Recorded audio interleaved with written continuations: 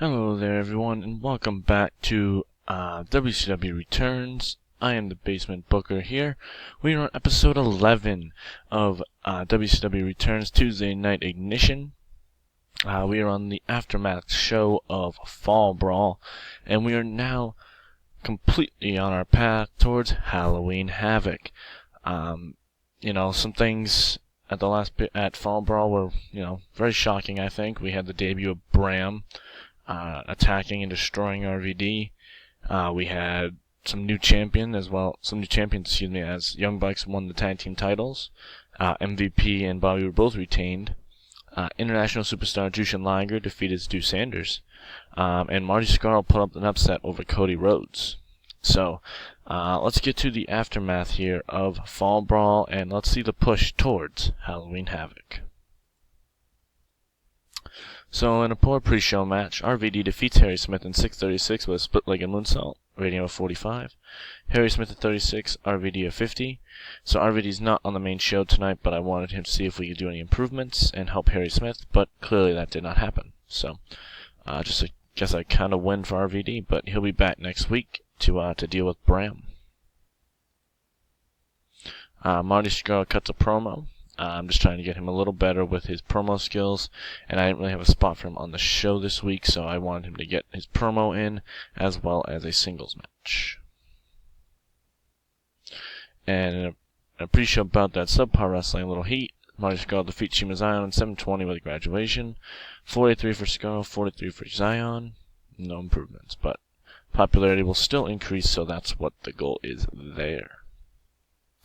So, going to the main show, Bobby Roode comes out to open the show, proudly holding his WCW championship as he retained on Sunday against Rhino in a very hard-fought victory. He comes out, the It Factor Professional Wrestling has no boundaries. He defeats any and all comers. That's why this WCW championship will never ever be leaving the grasp of the great Bobby Roode. And this is where Bobby Roode gets cut off by General Manager Mick Foley.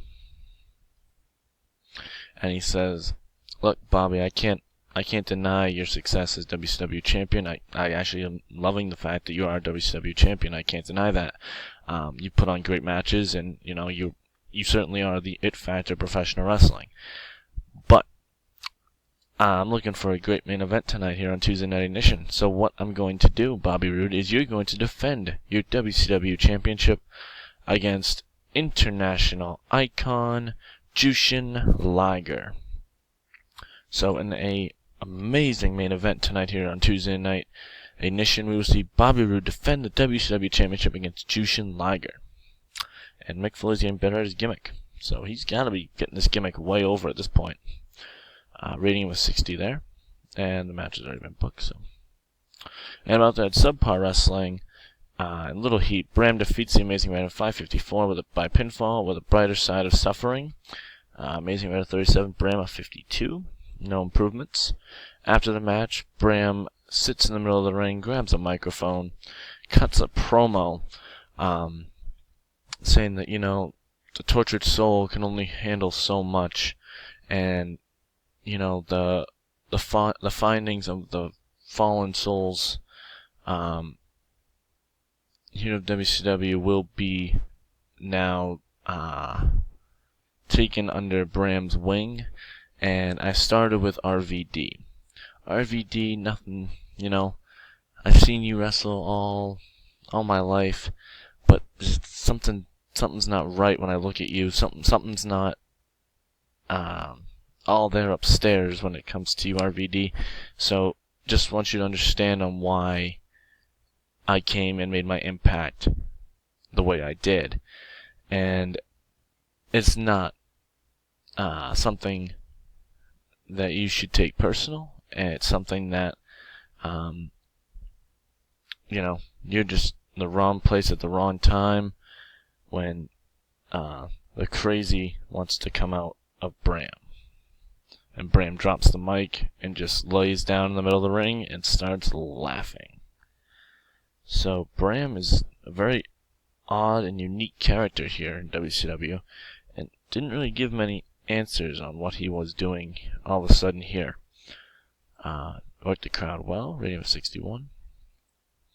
And about that subpar wrestling little heat, Motor City Machine Guns defeat the All Night Express by pinfall, and Alex Shelley defeats Riot Titus by submission, with Border City Stretch. Alex Shelley was above everybody else. Sabin was off. Sabin a 44, Shelley a 55, Titus 31, and King 35. Kenny King's performance skills are improving, so about time there. Just a quick little tag match here to feature another tag team. We cut to the back where Brian Kendrick and Paul London go into Paul London's office, or go into McFoley's office, and says, look, Paul London's a little banged up from this tag match that we had on Sunday. He's unable to compete tonight. But, Mick, if it's okay with you, I, Brian Kendrick, would like to go one-on-one with one of the Young Bucks tonight. So Mick Foley books it. Brian Kendrick will go one-on-one with Nick Jackson. So we have 52 there. And about that decent wrestling but didn't have much heat, Nick Jackson defeats Brian Kendrick in 9:55 by pinfall with a 450 splash, following the distraction by Matt Jackson. Kendrick is off his game, he's getting better. 49, Nick Jackson is 60, Sterling has advanced. 56 rating there. After the match, the Young Bucks try to beat down Brian Kendrick. Paul London tries to make the save. Was unsuccessful, and then the Motor City Machine Guns come out and brawl with the Young Bucks and the former tag team champions until security breaks it up. So things are getting crazy in this tag division. Ratings low, but that's not something I'm worried about. Alex Shelley's getting better at his gimmick. And about that decent wrestling but didn't have much heat, Chris Hero defeats Aaron Stevens in 8-2 by pinfall with the Heroes Welcome Championship Edition. They have pretty good chemistry, and it lifted the match, so that's good. Chris Hero 51, Stevens is 61. Chris Hero's improving in performance still. A nice little victory here. Aaron Stevens did beat Roderick Strong at the pay-per-view, but Chris Hero upsets him here. And then after the match, Roderick Strong attacks Aaron Stevens, laying him out in the ring, and clotheslining him over the top rope, and then grabs a microphone. He challenges Aaron Stevens to next week, one-on-one on Tuesday Night Ignition, Roderick Strong versus Aaron Stevens. Aaron Stevens accepts. So next week we will see Aaron Stevens versus Roderick Strong. Alright, that's all set up now. In a decent match, Johnny Gargano defeats Mr. Anderson 7:35 by pinfall with a swinging reverse STO. Mr. Anderson seemed off. Gargano at 56, Anderson at 45. No improvements. Gargano gets a nice little W here. Gargano's slowly going to be starting to get a little bit of a push here, so now that he's been established on the roster a little bit, I think it's time to kind of start making his way up. MVP cuts a promo saying that now that he's finally done with Chris Hero, there's no more challenges for me here in WCW as the United States Champion. It's time to move on to bigger and better things and become the first man to ever hold the U.S. and World Championship. But he gets interrupted by none other than Cody Rhodes, who challenges MVP to a United States Championship match next week. Both guys were amazing on the mic. So we have a U.S. title match next week between Cody Rhodes and MVP. There we go.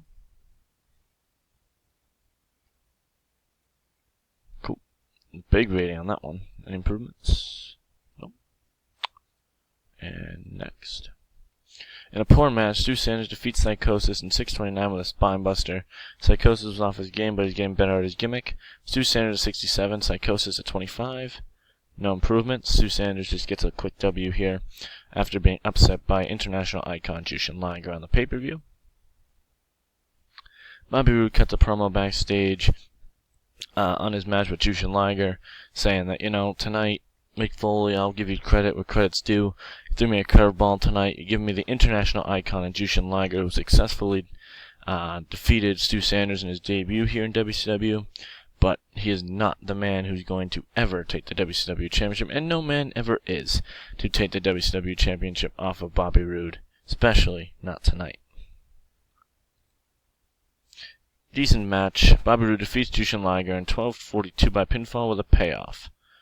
Bobby Roode makes defense number 3 of his WCW Championship title reign. They have great chemistry.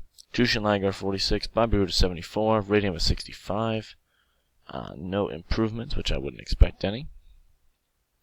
After the match, Bobby Roode celebrates like a true heel in the middle of the ring until he turns around into a vicious gore by Rhino, as Rhino clearly is not done with Bobby Roode as he holds the title over him high above Bobby Roode and says, "We are far, far, far from over, Bobby Roode. Just because you beat me at the pay-per-view does not mean I'm going anywhere." And that ends with a rating of 70. And that's the end of the show. Let's see how we did here. And we got a rating of 71. The show increased our popularity in 18 regions, so that's fantastic news. Of course, if you liked what you saw in the video, please like and comment below any ideas you have. Don't be afraid to hit subscribe as well. But a very successful Tuesday Night Ignition right after Fall Brawl, and now we are fully on the way to Halloween Havoc. Not much storyline advancement in this show, but I think slowly but surely, I think we will slowly get to that point for Halloween Havoc, and then building towards 2 big pay-per-views coming up in the 2 months after that. But until next time, I will talk to you on the next Tuesday Night Ignition.